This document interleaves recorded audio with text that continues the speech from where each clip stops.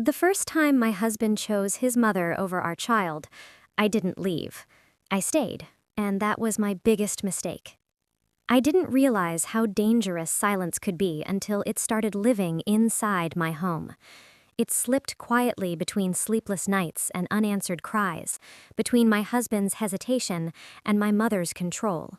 Until one day I was standing there holding my child while everyone else looked away. They called it family. They called it adjustment. But deep inside, where a mother's instincts never lie, I knew the truth. This wasn't just neglect. This was the beginning of a choice that would eventually break me and force me to fight back. I used to believe love was a decision people made every day. I believed it when my husband, Arjun, held my hand during our wedding ceremony, his thumb rubbing circles into my palm like a silent promise. I believed it when he whispered, "We're a team now," the first night we slept under the same roof. And I believed it most fiercely the night our son was born, when exhaustion cracked my body open and something raw and permanent took its place. Back then, I didn't know that love could hesitate. I didn't know it could look at a crying child and still turn away. The hospital room smelled like antiseptic and sweat and fear. My fear. I remember the fluorescent lights above me, too bright, too white, like they were interrogating my body for daring to break down. I remember screaming, not dramatically, not beautifully, but in a way that stripped me of dignity. I remember thinking I might die, and then thinking that maybe that wouldn't be the worst thing, because at least the pain would stop. Arjun stood beside me, pale and shaking, his fingers gripping the metal rail of the bed. "You're doing great," he said, his voice cracking. I wanted to tell him not to lie. I wanted to tell him I was breaking in ways that would never fully heal. But then there was a cry, small, sharp, furious, and suddenly the pain didn't matter. They placed my son on my chest, slippery and red and alive. His tiny fingers curled instinctively into my skin, as if he knew me already, as if he had been waiting for me. I cried then, quietly, completely. "He's perfect," Arjun whispered. I believed him. What I didn't notice, what I wouldn't notice for months, was that he didn't say, "We made him." He didn't say, "Our son." My mother-in-law, Sunita, arrived 3 hours later.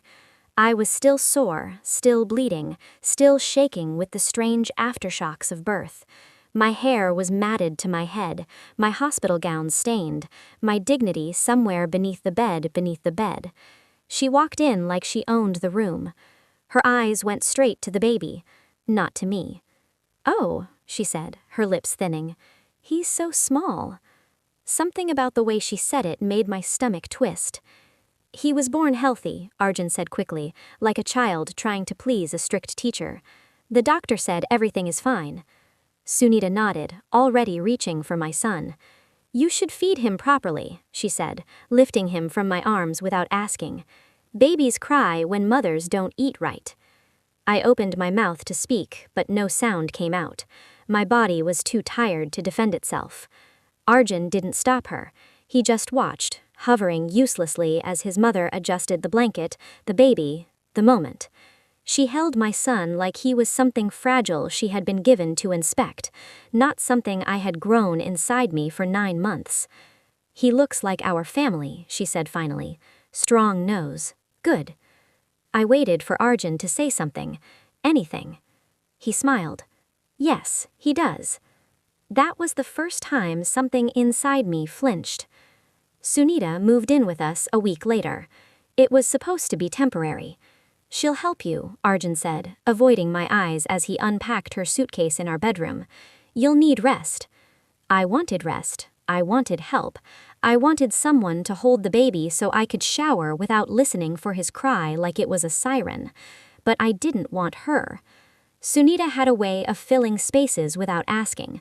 Her presence was heavy, like furniture you couldn't move. She rearranged the kitchen on the first day, clucking her tongue at my spices, my utensils, my way of doing things. "You're a mother now," she said. "Your old habits don't matter." I told myself she meant well. I told myself it was cultural, generational, harmless. I told myself a lot of lies. The first argument happened at 2:13 a.m. I remember the time because I stared at the glowing red numbers on the clock while my son screamed in my arms. His cries were high-pitched, desperate, the kind that clawed into your nerves and refused to let go. I rocked him, paced the room, whispered nonsense words into his ear. Nothing worked. Sunita appeared in the doorway, fully dressed, hair neatly braided, like she had been waiting. "You're holding him wrong," she said. "I've been feeding him," I replied, my voice tight. "The doctor said—" "The doctor doesn't know our children," she cut in. "Give him to me." I hesitated. That hesitation was my mistake. Sunita's eyes sharpened. "Are you refusing me?" Arjun stirred on the bed, rubbing his face. "What's happening?" "She doesn't know how to calm the baby," Sunita said, already reaching for my son. "I do," I said. "I just—" "Arjun," Sunita snapped, turning to him. "Tell her." He looked between us, his crying child, his exhausted wife, his unyielding mother. "Maybe let my mom try," he said quietly. The room went silent except for the baby's cries. Something cold settled in my chest. I handed my son over. Sunita bounced him gently, humming an old lullaby. Within minutes his cries softened, then stopped. She looked at me, not triumphantly, not kindly, but like she had proven a point that would be remembered. "You see," she said, "experience matters." Arjun smiled, relieved. She just needed help. I nodded. I didn't trust my voice. From that night on, things shifted. Sunita fed my son before I woke up. She corrected the way I held him. She commented on my milk supply, my weight, my sleep, my emotions. "You cry too much," she told me once. "Children feel weak energy." I started to feel like a guest in my own motherhood. Arjun noticed sometimes. I think he did, but noticing and choosing are not the same thing. Whenever I tried to talk to him, his face would tighten, his shoulders drawing inward like he was bracing for impact. "She's just trying to help," he'd say. "She raised me alone. You're being sensitive. Can we not fight?" And slowly, invisibly, the line was drawn. On one side, his mother. On the other, me and a child who couldn't speak for himself. And Arjun stood in the middle, pretending that was neutral ground. The night everything changed, truly changed. My son was 3 months old. He had a fever. Not high, but persistent. His skin felt longer than usual, his eyes glassy. My instincts screamed, sharp and animal. "We need to take him to the hospital," I said, already pulling on a sweater. Sunita touched his forehead and shook her head. "It's nothing. Babies get warm." "He's not feeding properly," I said. "He's been crying all evening." Arjun checked his phone. "It's late. The emergency room will be crowded." "So what?" I snapped. "He's our child." Sunita's voice hardened. "You panic over everything. This is why new mothers shouldn't be left alone with their thoughts." I stared at her. "I'm his mother." "Yes, and I'm Arjun's." I turned to my husband, my heart pounding. "Please, just this once, choose him." For a moment, I thought he might. Then Sunita sighed dramatically and sat down. "If you take him out in this weather and he gets worse, don't blame me." Arjun exhaled slowly. "Let's wait till morning," he said. "If the fever's still there, we'll go." Something inside me cracked. Not loudly, not all at once, but enough that I felt it. I held my son closer, his tiny breaths uneven against my chest. That night, I didn't sleep. I watched his face in the dim light, every rise and fall of his chest a question. And for the first time since I married Arjun, I thought something terrifying and forbidden. If I don't protect him, no one will. That was the beginning. The snap didn't come yet, but the pressure was building. And when something finally breaks, it never breaks quietly. By the time my son turned 6 months old, the house no longer felt like mine. It felt like a place I was tolerated in, as long as I didn't interfere. I moved quietly now. I spoke carefully. I learned which words triggered Sunita's sharp looks and which silences pleased her. My body existed in a constant state of readiness, like an animal waiting for a blow it couldn't see coming. Motherhood was supposed to make me stronger. Instead, it made me invisible. Sunita had her routines. She woke before dawn, bathed, prayed, and then entered the kitchen like a general inspecting her troops. By the time I woke up, breakfast was already made, for Arjun and her. Sometimes there was food left for me, sometimes there wasn't. You're not eating properly anyway, she'd say lightly. It affects the baby. She said everything affected the baby. My food, my sleep, my emotions, my tone of voice, my posture. Somehow, nothing she did ever affected him negatively. Only me. My son spent more time in her arms than mine. She insisted on it. You're tired, she'd say, taking him before I could protest. You need rest. You don't know what you're doing. At first, I fought. I corrected her. I pushed back. I reminded her, politely, then less politely, that I was his mother. Each time, Arjun asked me to calm down. Why do you make everything a competition, he said, irritation flashing across his face. She loves him. So do I replied, my voice shaking. That's not what I meant. But it was. The first time she openly undermined me in front of others, something inside me hardened. We had guests, relatives of Sunita's, people I barely knew. I was feeding my son, my careful spoon, when he turned his head away. He's full, I said, smiling. Sunita clicked her tongue. He's stubborn because you spoil him. She took the spoon from my hand and forced another bite into his mouth. He gagged, coughed, began to cry. Stop, I said sharply, reaching for him. Sunita glared at me. Don't embarrass me in front of people. He's crying. He's dramatic. Arjun laughed nervously. He'll be fine. I froze. The room was full of voices, eyes, judgment. I swallowed my anger and let her continue.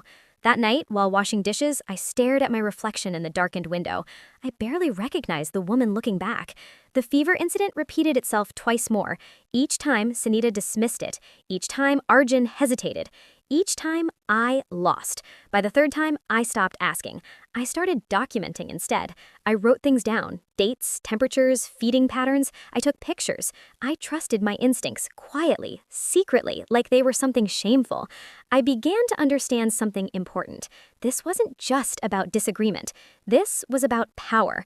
Sunita never raised her voice. That was her greatest weapon. She spoke calmly, reasonably, always with a soft smile that made me look hysterical by comparison.